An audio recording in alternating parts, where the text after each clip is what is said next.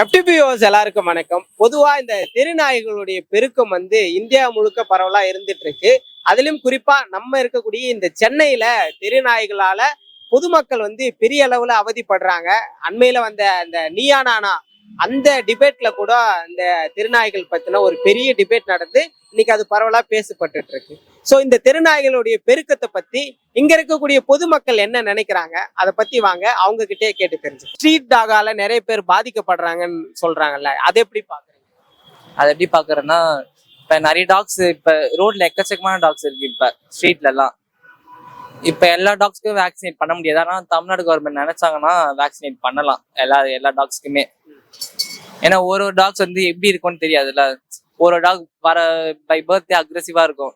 By பர்த்னா நிறைய பேர் அடிப்பாங்க. அது பயத்திலே நீ கிட்ட வந்தாலே நீ கடிக்க வரதான் நினைச்சுன்னு கடிக்க அட்டாக் பண்ற மாதிரி வரும். இப்ப நம்மளே இப்ப டாக்ஸ் நம்மளே யோசிச்சு பாருங்களேன்.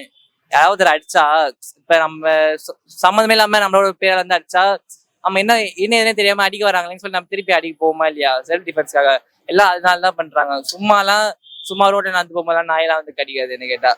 உங்களுக்கு பர்சனலா டாக் வளர்க்க பிடிக்குமா? நானுமே டாக் லவர் தான். எங்க அசோசியேஷன்ல ஒத்துக்கல, அதனால கேட் வளர்க்குறேன். நைட்ல 10 மணிக்கு மேலேயே வெளியே நடக்கவே முடியல. பயமா இருக்குது வெளியே வரத்துக்கே. சரியா, அது அவங்க வீட்டுல வச்சு வளர்த்தாங்கன்னா பரவாயில்ல. இல்லைன்னா எங்கேயாவது இப்பதான் பிடிக்கிறாங்க இல்லையா, பிடிச்சிட்டு போய் கூட அதுக்கு தேவையான சாப்பாடெல்லாம் கொடுத்து கூட வளர்க்கலாம். என்ன பண்ண, அது யாரும் செய்ய மாட்டேங்கிறாங்களே. அதுதான் பிரச்சனையா இருக்குது. எங்க பார்த்தாலும் நாய் பிரச்சனை தான். இப்ப போன வாரம் கூட எங்க பக்கத்து வீட்டுல ஒரு பிள்ளைய கடிச்சிருச்சு நாய். துரத்துதே மாடு. தெருவுல வேற மாடுங்க வேற நிறைய இருக்கு பாரு. கண்ணுக்குட்டியவே துரத்துதுங்க மாடுங்க. புடிச்சு கடிக்குது. என்ன பண்றது? பக்கத்துல நம்ம ஒரு ஆளா போனாலும் நம்மள 4-5 நாய் சேர்ந்துச்சுன்னா நம்மள கடிச்சிருச்சுன்னா என்ன பண்றது? கள்ள தூக்கி அடிச்சாதான் அங்கிட்டு இங்கிட்டு ஓடுது. இல்லைனாக்கா பயப்படாம பயமே இல்லை. தெருவுங்கள நாய்ங்கிறது பயமே இல்லாம தான் இருக்கு. உங்களுக்கு நாய் வளர்க்கறது பிடிக்குமா? நாய் வளர்க்க பிடிக்கும் தான். அது வீட்டை வச்சு பாதுகாப்பா வச்சு வளர்த்துக்கிட்டு வாக்கிங் போனா கூட கையிலே புடிச்சிட்டு போகணும். இந்த வாக்கிங் போறவங்க கூட பாருங்க அவுந்துக்கிட்டு போய் கடிக்கிறதெல்லாம் இருக்குது. என்ன, அது நல்ல முறையா பார்த்தாங்கன்னா பரவாயில்ல. இன்னைக்கு நிறைய நாய்கள் வெறி பிடிச்சு போயிருக்குல்ல, அதுக்கு சாப்பாடு போடாததான் முதல் காரணமா சொல்றாங்க. அதை எப்படி நீங்க? ஆமா, சாப்பாடு போடணும். அதுக்கு கறி வெறி வேற பிடிச்சி போய் கிடக்கும். நம்மனா எப்படி வீட்டுல விதவிதமா செஞ்சு சாப்பிடறோம். அதுங்களுக்கும் இந்த அரசாங்கம் ஏதாவது பார்த்து ஒரு நாய் பண்ணைய வச்சு வளர்த்து அதுக்கு அமைச்சாங்கன்னா நல்லா இருக்கும் தான். பாவம். அதுவும் எங்க போவோம்? சாப்பாடு தண்ணி இல்லாம தானே மனுஷாளுங்களை கடிக்குது. வெறி பிடிச்சிட்டு அது இதுவும் பண்ணுது. அதான் இதுக்கெல்லாம் ஒரு சரணாலயம் மாதிரி கட்டி எல்லாத்தையும் தூக்கி கொண்டு அங்க போட்டு சாப்பாடு போட்டு வளங்க. இல்லைன்னா தெருவுக்குள்ள மனுஷன் நடக்க முடியாது. கடிக்கிற நாயும் இருக்கு. வீட்டுக்குள்ள வளர்க்குற நாய் வெளியே வராது. தெருவில் திடுற நாய் வீட்டுக்குள்ள வெளியே வந்தவங்களை பூரா ஒண்ணு விடுறதில்லை. பைக்கில் போனாலும் பிடிக்குது அப்படியே. அப்போ அவங்க எப்படி ஓட்டிட்டு போவாங்க?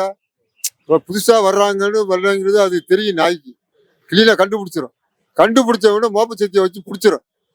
எத்தனை 10 மணிக்கு மேல உள்ளே வர முடியாது. தெருவுக்குள்ள எந்த தெருவுக்குள்ளயும் போக முடியாது. அந்த மாதிரி நாய் இருக்கும் போது இந்த நாய்க்கு ஒரு சரணாலயம் மாதிரி கட்டி இந்த பூரா தூக்கி கொண்டு இங்க போட்டு கவர்மெண்ட் அதுக்கு சோறு போட்டு வளங்க. யாராவது குட்டிக்கிட்டு கேட்டாங்கன்னா வீங்க கொடுக்கலாம். அது அவங்க பாதுகாப்பா வளர்க்குறாங்க. அந்த மாதிரி தான் வளர்க்கலாம். இந்த தெருவில் திருறனால தெருவுக்குள்ள ஒரு புள்ள கூட போக முடியாது. 10 மணிக்கு மேல ஆச்சுன்னா அவங்க காவல் தான். அதுக்கடையில ஒரு பைக்லயோ கார்லயோ போனா, கார்ல போனா கூட கடிக்க வருது, மறிக்குது காரை. அதுல போறவன் நல்லவனா கெட்டவனாங்கிறது நாய்க்கு தான் தெரியும். அப்போ அந்த மாதிரி இருக்கும்போது இதுக்குன்னு ஒரு சரணாலயம், இப்ப சிங்கம் புலி கரடிக்கு தான் ஒரு சரணாலயம் இருக்குல்ல, அந்த மாதிரி இந்த நாய்களுக்கு ஒரு சரணாலயம் மாதிரி கவர்மெண்ட் பார்த்து செய்யலாம். ஏன்னா மக்களை காப்பாற்றணும்னா நீங்க அதுதான் செய்யணும். அதை செய்யுங்க. அதை தூக்கி கொண்டு அங்க போட்டு அங்க அதுக்கு சாப்பாடு. இப்ப எத்தனையோ மனுஷனுக்கு ஆக்கி போடுறீங்க, அதுக்கு ஆக்கி போடாம உங்களுக்கு புண்ணியம் தானே. அந்த மாதிரி செய்யுங்க. ஸ்ட்ரீட் டாக்ல வளர்க்கறதுல நிறைய இஷ்யூ இருக்குது சொல்றாங்களா, அதை நீங்க எப்படி பாக்குறீங்க? வளர்க்கறதுலயா இல்ல ஸ்ட்ரீட் டாக் வெளியே இருக்கிறதுலயா? கம்யூனிட்டி டாக்ஸ் அப்படின்னு சொல்றாங்க. ஓகே, இஷ்யூஸ் இருக்குதான். ஏன்னா ஸ்டெரிலைசேஷன் நீங்க ப்ராப்பரா பண்றது கிடையாது. அப்படி ஸ்டெரிலைசேஷன் கூட 1 டைம் ப்ராசஸ் தான். அதுக்கப்புறம் வேக்சினேஷன் இயர்லி ப்ராசஸ், அது ப்ராப்பரா பண்றது கிடையாது. இங்க அதை மானிட்டர் பண்றதுக்கு எந்த சிஸ்டமும் ப்ராப்பரா இன் பிளேஸ் கிடையாது. இவங்க ஏபிசின்னு சொல்லிட்டு இருக்காங்கல்ல, அதுக்கும் நம்ம போய் பாக்குற அளவுக்கு இப்போதைக்கு எந்த ப்ராப்பர் ரெக்கார்ட்ஸும் இல்லை. இப்போ நிறைய ஷோஸ்லாம் நடந்தது, அதுலயும் வந்துட்டு எக்ஸ்பர்ட்ஸ் வந்து யாருமே பேசல. ஸோ இது இது ஒரு மாதிரி ஒருத்தவங்க வந்து தன்னோட கஷ்டத்தை சொல்லிட்டு இருக்காங்க, குழந்தைங்க அப்படின்னு சொல்லிட்டு இருக்காங்க. இன்னொருத்தவங்க வந்து அவங்களும் அங்க நாய்ங்களை வந்து ரொம்ப குழந்தையா அதை பாக்குறாங்க. இது ஒரு எம்பத்தி இல்லாத ஒரு கிளாஷ் மாதிரியே போயிட்டு இருக்கு. இது ஆக்சுவல் இஷ்யூவோட சொல்யூஷன் வந்து கவர்மெண்ட் கிட்ட இருந்து தான் வரணும். ஆனா அவங்க இத வந்து ஒரு டிபேட் மாதிரி 2 பேரும் ஒருத்தவங்க அட்டாக் பண்ணிக்கிறாங்களே தவிர ஒரு மிடில் கிரவுண்ட் கண்டுபிடிக்காம இருக்காங்க. அதனாலதான் இந்த இஷ்யூ பெருசாகுதோ அப்படின்னு இருக்கு. நீங்க இந்த மாதிரி ஸ்ட்ரீட் டாகால ஏதாவது வந்து கஷ்டப்பட்டிருக்கீங்களா? இல்ல, ஆக்சுவலி நான் கஷ்டப்பட்டது இல்ல. நான் இன்ஃபேக்ட் எப்பவுமே ஒரு ஃபீடரா நான் வந்து என் காலேஜ் கேம்பஸ்ல இருக்கிற டாக்ஸ் எல்லாம் பாத்துக்கிட்டு வீட்லயும் இண்டி டாக்ஸ் எல்லாம் எடுத்து அடாப்ட் பண்ணி வளர்த்து அப்படிதான் இருக்கேன்.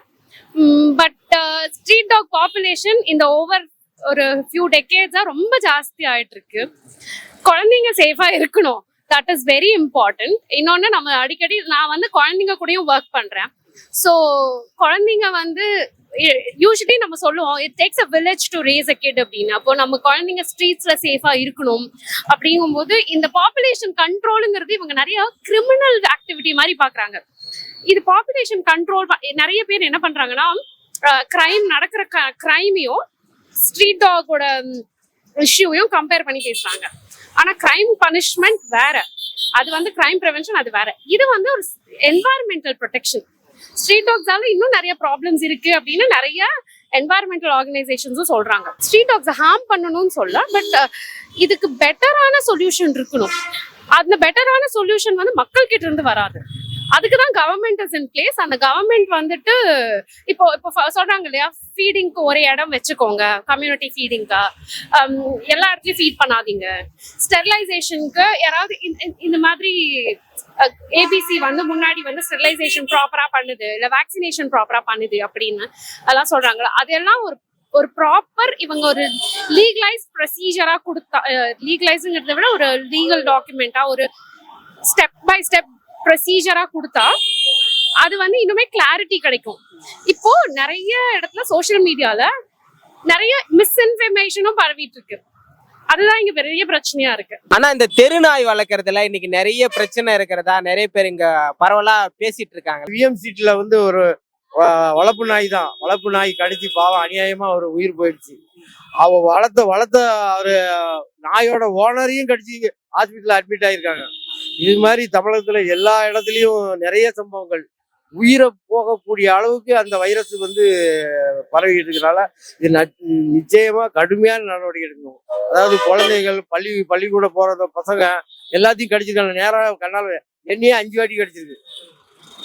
சென்னையில வச்சு 2 வாட்டி, ஊர்ல வச்சு 2 வாட்டி கடிச்சிருக்கு. நடந்து சும்மா போயிட்டு இருக்கும்போது பின்னாடி வந்து கடிச்சிருக்கு. அந்த மாதிரி இருக்கிறதுல ரொம்ப அரசாங்கம் வந்து ரொம்ப நடவடிக்கை, நாயை கண்டிப்பா ஒழிக்கணும். இது வந்து தயவுதாட்சியம் பாக்குறதுல ஒரு சின்ன ஜீவன் வாழ்றதுக்காண்டி ஒரு பெரிய ஜீவனை சாவடிக்கிறதுல எந்த பிரயோஜனம் இல்லை.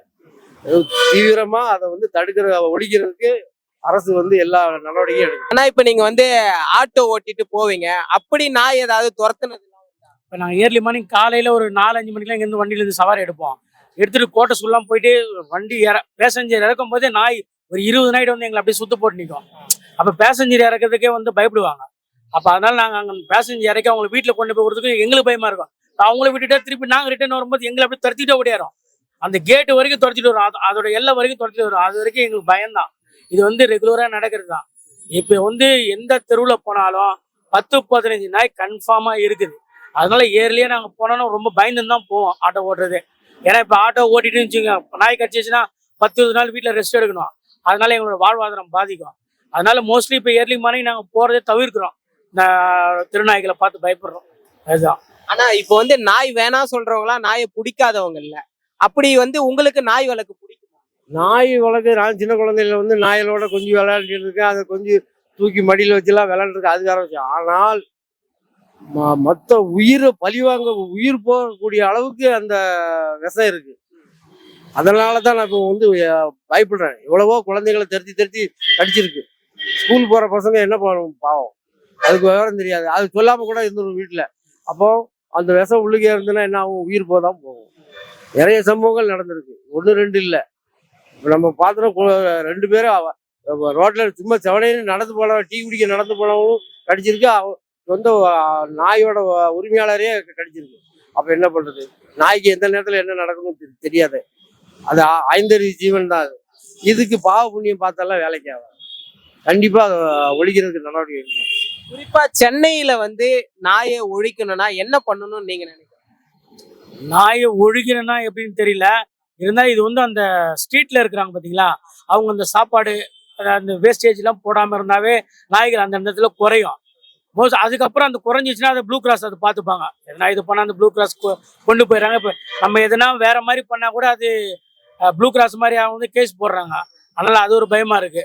மோஸ்ட்லி வந்து நாய் வந்து ஒரு 4-5 குட்டி போனால் அதை தடை பண்றாங்க. கவர்மெண்ட் வந்து அதை தடை பண்ணா கருத்தடை பண்ணி விட்டா கொஞ்சம் நல்லா இருக்கும். வேற நம்ம என்ன பண்ண முடியும்? அதுதான் பண்ண முடியும். நிறைய குளறுபடி இருக்குன்னு தான் சொல்றாங்க. அந்த மருந்தையும் வந்து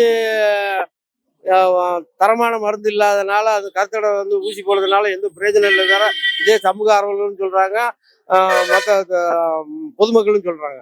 அதனால அதுக்கு உண்டான நடவடிக்கை வந்து துரிதமா எடுக்கணும். மோஸ்ட்லி வந்து 100% ஒழிச்சா கூட எனக்கு சந்தோஷம் தான்.